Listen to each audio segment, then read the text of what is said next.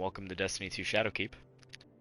So the darkness lore aspect of Destiny and just the Destiny lore in general has been a long time interest of mine and something that I've enjoyed covering. And it's something that I've wanted to make videos for, and I feel like since this is something that's going to be a weekly series, this would be a great time to get ahead of it. Now, if you are behind in a lot of the Destiny lore, I would highly recommend you go to My Name is Bife. Um, Checking out his channel. He has a lot of great videos going over what we currently know. But this week, the unveiling. So return to Erismorn Weekly to learn what further messages you received from the unknown artifact. Now, if you haven't caught up to where we've gotten the unknown artifact, you can just go ahead and click away right now. But inside the Black Pyramid, we were able to get this artifact that Eris is now studying, and we have this lore thing here. Now I'm going to go ahead and read it, and then there's some parts in here that I would like to discuss. And I think it's really interesting, and it raises some interesting philosophical concepts and some things that I want to talk about. One of your philosophers said, "It is not to be thought that the life of darkness is sunk in misery and lost in sorrow.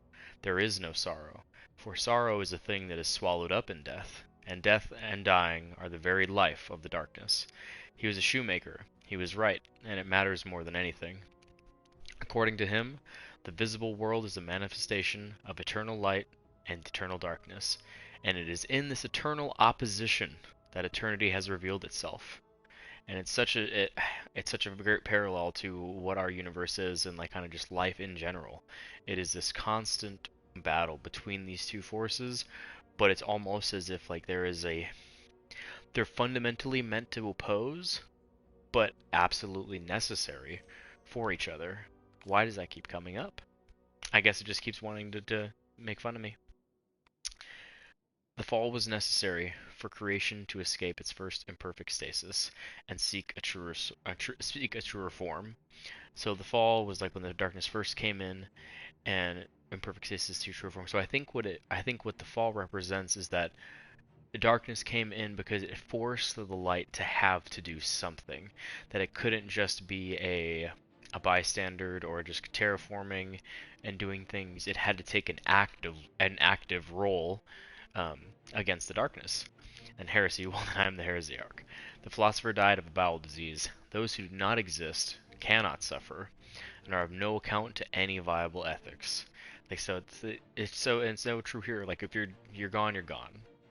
If the true path to goodness is the elimination of suffering, like if that's what we mean by to do good, then only those who must exist can be allowed to exist. And see, I think right here is an awesome parallel as well, because the true path of goodness is not about eliminating suffering. Like suffering is a part of life. It is the nature of life to favor existence over non-existence, and to prefer the fertile soil to the poisoned wind, because those who open their mouths to that wind pass from the world and leave no descendant, whether of flesh or of thought. But imagine the abomination of a world where nothing can end, and no choice can be preferred to any other. Imagine the things that would suffer and never die. Imagine the lies that would flourish without context or corrective. Imagine a world without me. And imagine a world without death, where everything just continued on and on and on. And just because you would be able to suffer, like it would be suffering in the sense that like nothing you ever did mattered, because there is no consequence.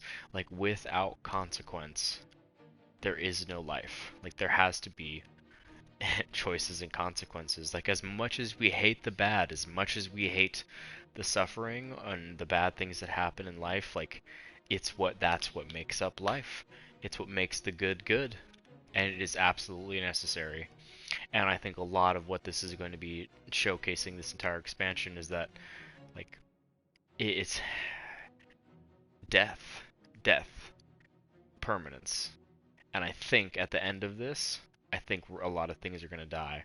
I think a lot of things are going to be permanently gone. And I think they're going to do a full, fresh restart of Destiny. And maybe going towards something else. But anyway, that's just my little rant and talking about this here with the darkness. It's very exciting. The fact that we actually have them speaking to us in lore. Pleased to meet you. All right, guys. Thanks for watching. See you next time.